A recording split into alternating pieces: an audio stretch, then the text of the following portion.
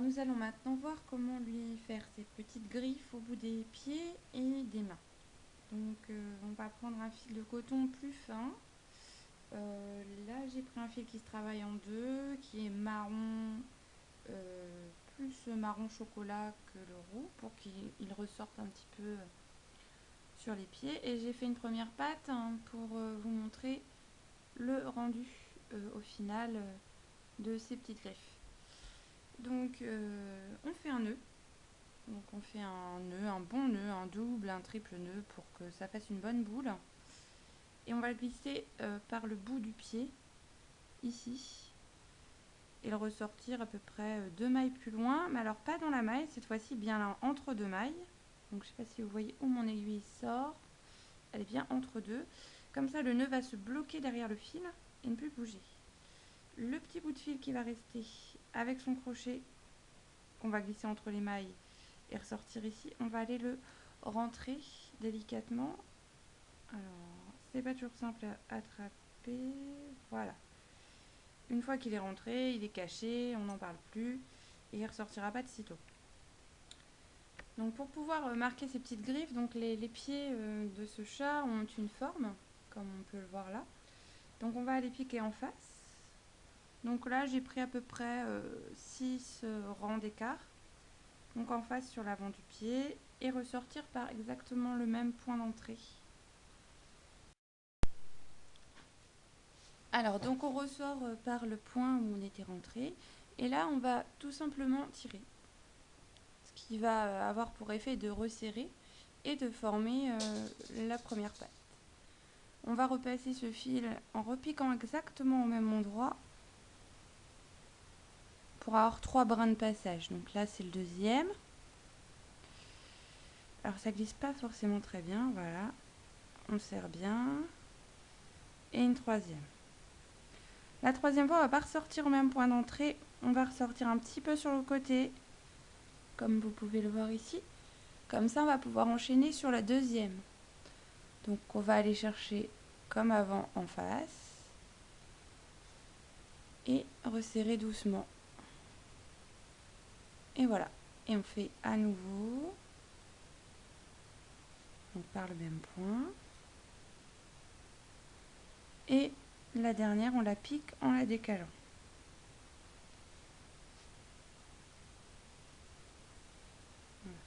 Bon, là, mon fil est un petit peu court et il s'est désenfilé.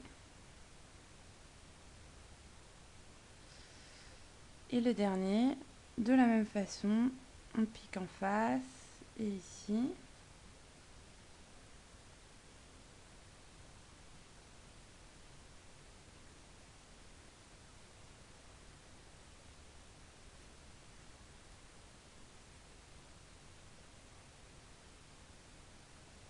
Voilà.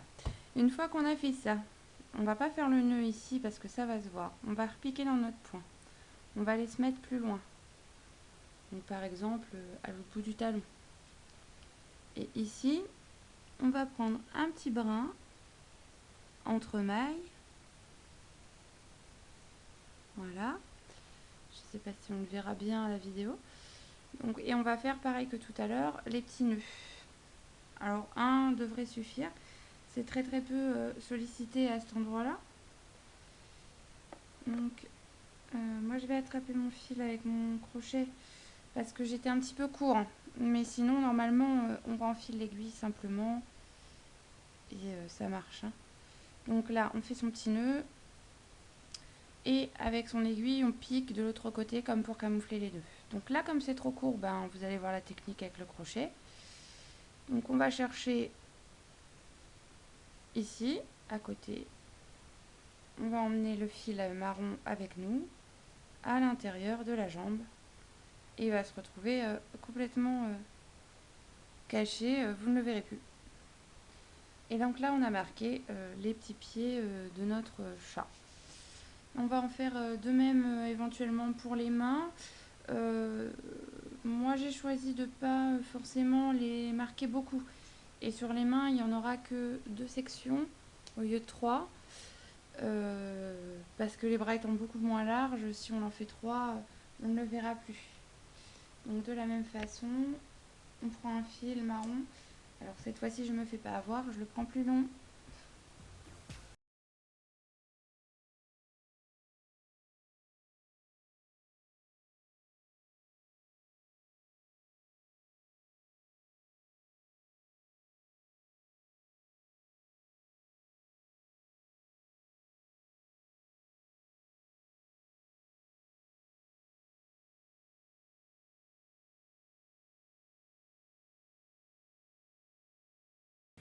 Là donc une petite papate à griffes de chat.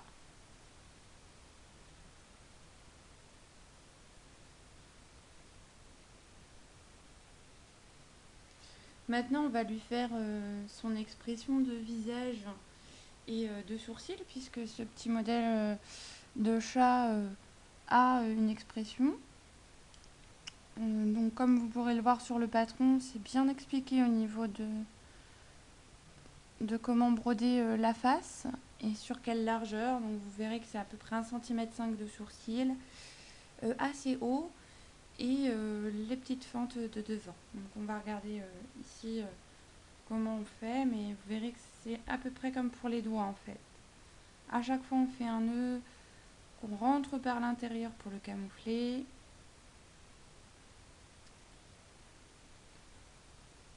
Voilà.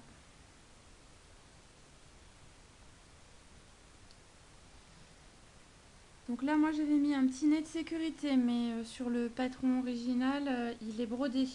Donc, quelques points de broderie suffiront. Alors ensuite, donc pour broder son petit museau, donc on se met, je vais essayer de me mettre à peu près en face de vous. Donc là, il arrive, si je me fie par rapport à mon patron, à peu près ici. Et je vais ressortir là-bas. Pourquoi? Parce que je vais pouvoir repartir dans l'autre sens après. Et ainsi lui donner une expression plus mignonne. Donc ensuite je vais piquer sur 3 mailles de large par le dessous.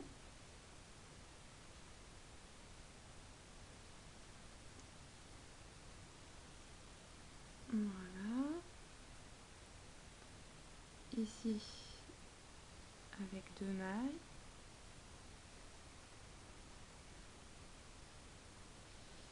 Ici 3 mailles.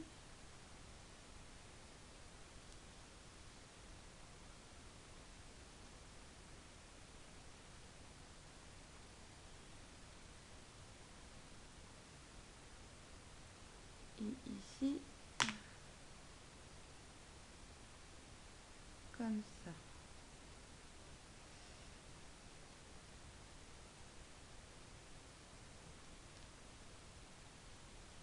Donc après je me sauve sur le côté avec mon fil.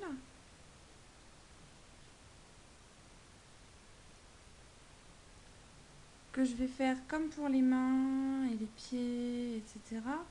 Donc un petit bout de maille, un petit nœud et on camoufle. Un petit bout de maille en arrière, hein, puisque ce sera plus facile ensuite de le rentrer dedans. Que si on prend une maille sur le dessus, il y a toujours un petit nœud qui ressort. Ouais, c'est la force de l'habitude, ça viendra.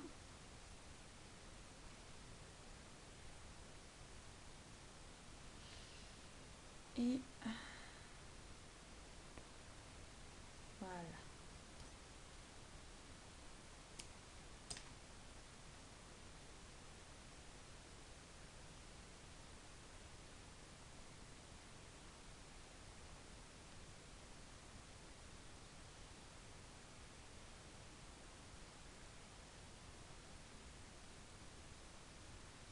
Donc voilà la petite expression. Et maintenant, les sourcils.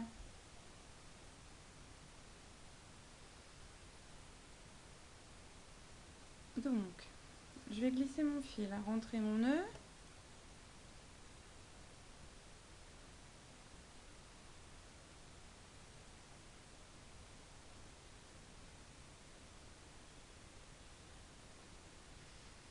Voilà, donc pas hésiter à bien les rentrer. Ça évite des désagréments par la suite. Donc une fois le nœud rentré, ben, même principe que tout à l'heure. Donc là je vais partir sur à peu près ça de large. Hop. Et je vais repasser 2 fois, je pense que ça suffira.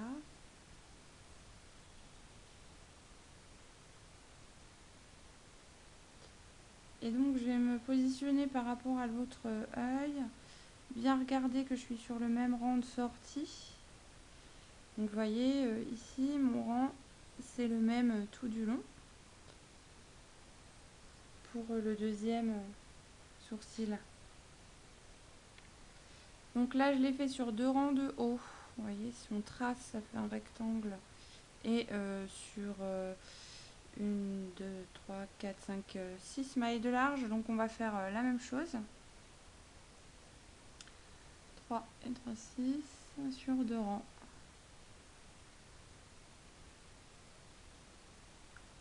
Et on vérifie toujours qu'on a la même expression des deux côtés, à moins que ce soit voulu qu'il n'ait pas la même.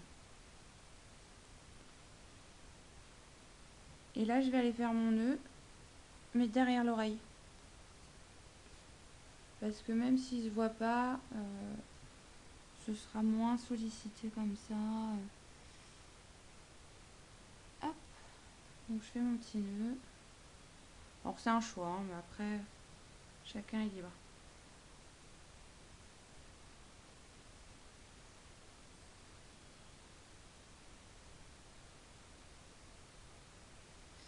Et je cache dedans.